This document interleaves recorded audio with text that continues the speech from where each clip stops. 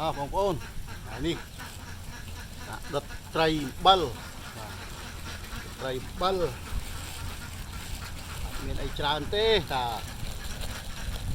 ខ្ញុំដៃនឹងមួយបបោ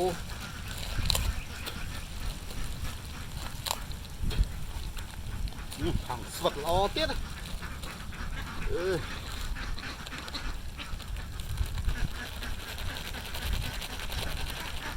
ច្រើនទេទឹកអំបិលមានរសជាតិឆ្ងាញ់ឈ្ងុយឆាប់បានល្អដាក់គ្រឿងអីច្រើនទេតែប៉ុណ្្នឹងគឺមានជាតិអើយជាតិមហាជាតិអត់ទាស់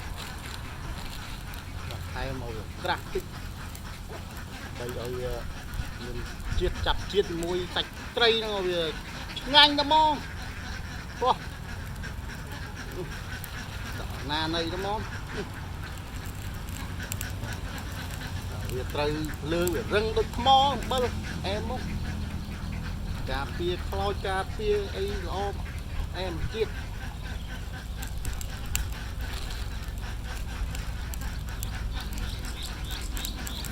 បាទត្រីស្រស់ត្រីស្រស់ស្រស់មែនត្រីនេះទោះ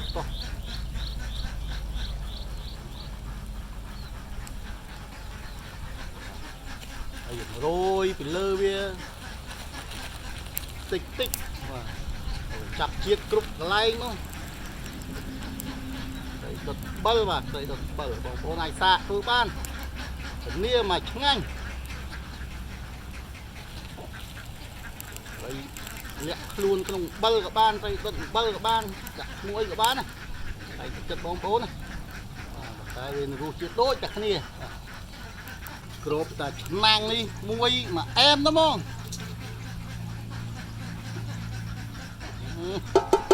អត់ទាស់អូ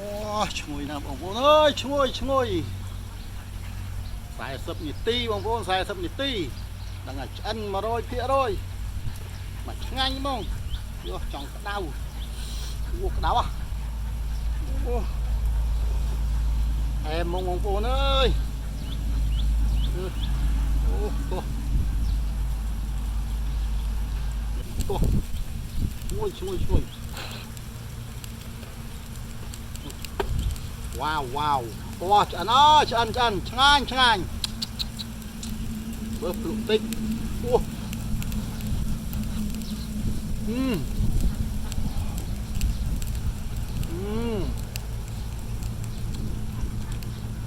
ខាងណាទៀតបងប្អូនទៀតឆ្ងាញ់យ៉ាងទៅដាក់មាត់ទៀតអូ